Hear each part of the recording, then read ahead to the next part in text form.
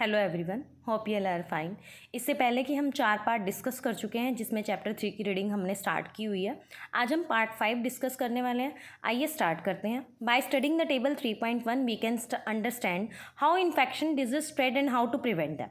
Table 3.1 read करने के बाद मुझे समझ आया कि जो इन्फेक्शन डिजीज़ है वो कैसे फैलती हैं और उन्हें कैसे ठीक किया जाता है। Here are some simple put but important precautions.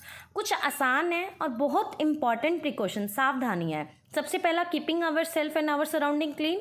अपने आप को और अपने चारों तरफ की चीज़ों को साफ सुथरा रखना। प्रैक्टिसाइजिंग बेसिक हाइजीन एवरीडे। डेली के डेली अपनी हाइजीन का मतलब आपको हैंड वॉश करना चाहिए रेगुलर, ठीक है, रेगुलर बाथ लेनी चाहिए। वॉश हैंड विद सोप, साबुन से हाथ धोने चाहिए। Water to remove pathogens. पानी क्या करता है? पैथोजेंस को रिमूव करता है। Covering our mouth nose while coughing and sneezing. अगर आपको खांसी या जुकाम है तो आपको अपना मुंह और नोज़ कवर करके रखना चाहिए। वेयरिंग ए मास्क इन क्राउडेड प्लेसेस। भीड़ भाड़ की जगह पे अपने आप को प्रोटेक्शन के लिए मास्क पहनना चाहिए।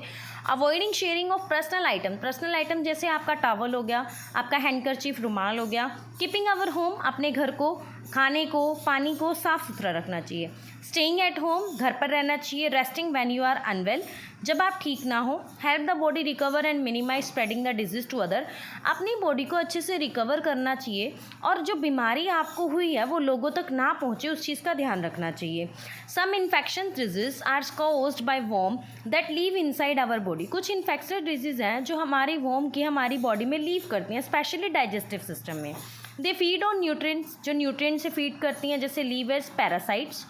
ऑर्गेनिजम्स की मैं बात करती हूँ दैट लिव इन और ऑन अनदर लिविंग बींग, जो आपके जिंदा रहते हैं और दूसरे लिविंग बींग में भी रहते हैं। तो these worms usually spread through contaminated food. ये जो वॉर्म है ना, ये कंटेमिनेटेड फूड से, आपके जैसे पानी हो गया, मिट्टी हो गया, कॉन्टैक्ट विद इन्फेक्टेड पीपल और एनिमल, ये दोनों से आपकी फैलती हैं।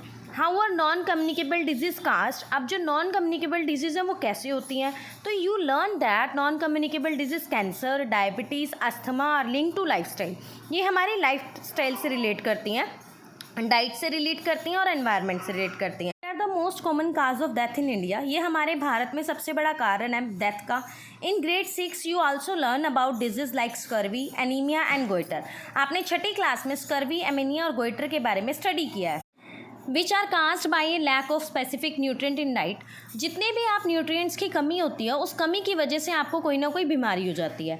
हम इन्हें क्या कहते हैं? डेफिशिएंसी डिजीज़ कहते हैं और नॉन कम्युनिकेबल कहते हैं। ये जो डिजीज़ होते हैं जैसे cancer, diabetes, asthma, may often persist for a long time.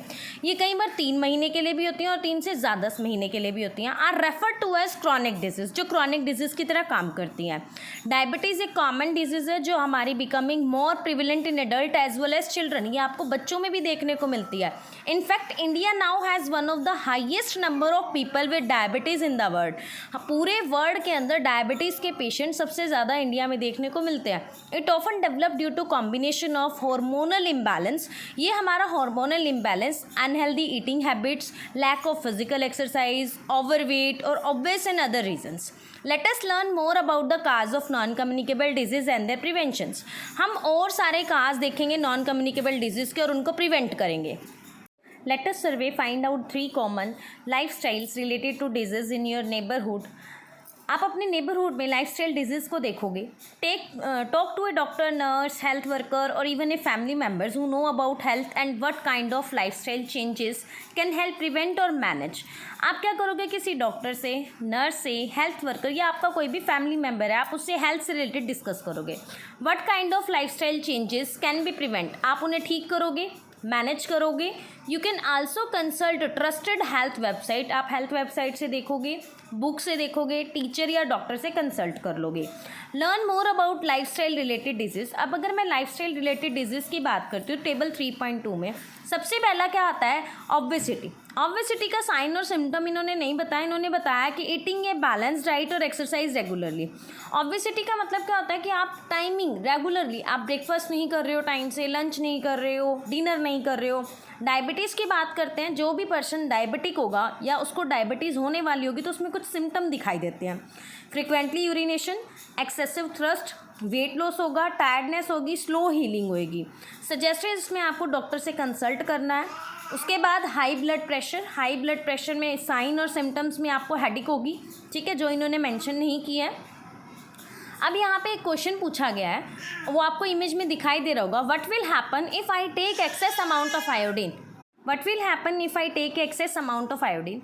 अगर मैं अपनी डाइट में आयोडीन का अमाउंट एक्सेस कर देती हूँ तो क्या होगा, इससे आपकी बॉडी में आयोडीन का अमाउंट एक्सेस होने की वजह से आपको कई बार सिम्टम्स दिखाई देंगे। आपको फीवर हो सकता है, हेडेक हो सकती है, चक्कर आ सकते हैं, इवन कई बार आपका जो आयोडीन का एक्सेस अमाउंट लेने की वजह से आप कोमा में भी जा सकते हो। आज के लिए इतना ही, थैंक यू।